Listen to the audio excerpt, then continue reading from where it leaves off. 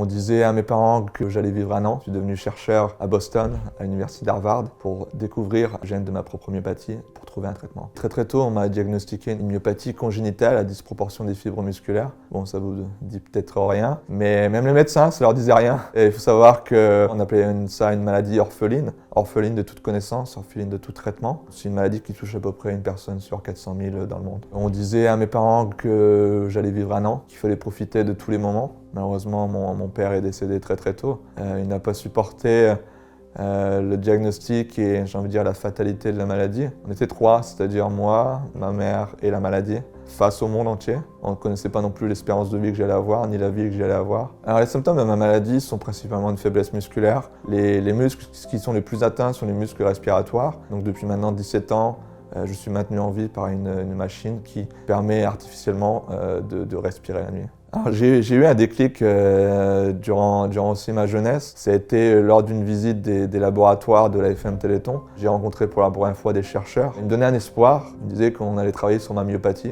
qu'on allait trouver un traitement. Pour la première fois, je me suis dit j'ai envie de devenir ces personnes-là. La blouse blanche s'était d'un coup transformée en un peu une cape de super-héros avec le but de sauver des vies. La maladie était vraiment mon moteur dans cette quête de devenir chercheur. La maladie, c'est marche ou crève. C'est-à-dire qu'on n'a pas le choix, c'est survivre. Je suis un peu le seul espoir pour ma maladie. C'est-à-dire que si j'étais pas devenu chercheur, il y a probablement personne qui aurait travaillé dessus.